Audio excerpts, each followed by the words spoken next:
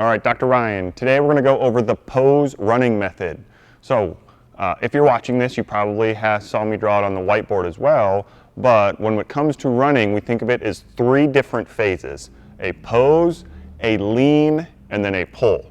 So I want to talk about all 3 of those phases, what they mean, what they look like, what they shouldn't look like, and then give you an example of what that looks like. So let's break it down from a pose standpoint. A pose is your posture, your starting position. So when we're running, we want to be in a neutral position. So elbows 90 degrees, like we're in a running position, start position. Our spine, I don't want to see someone that's hunched over.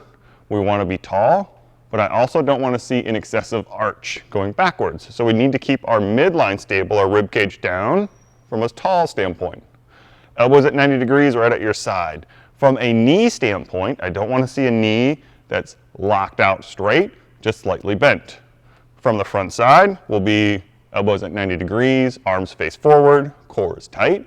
When we're on one leg, we're tall, our knee is not caved in, and our hips stay level, they're not flattened. So a pose position doesn't look like this, it looks like this from the front.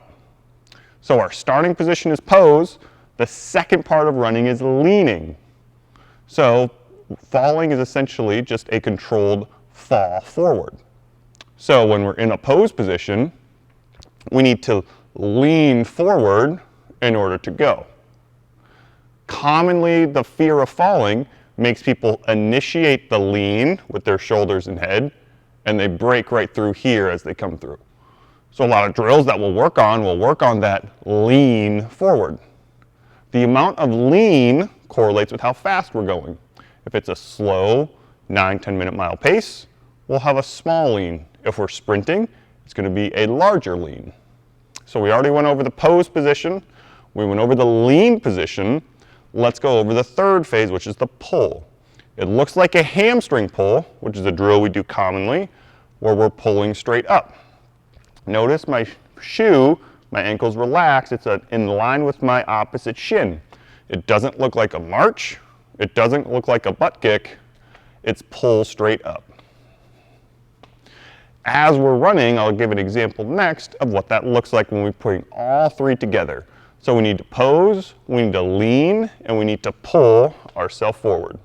So I'll go back and forth of pose, lean, and then pull. Other way, pose, lean, and pull with our hamstrings. Notice when I'm doing that I have a slight angle forward. I'm not arched backwards. I'm not reaching in front. That's the basis of the pose method to be efficient when we're running.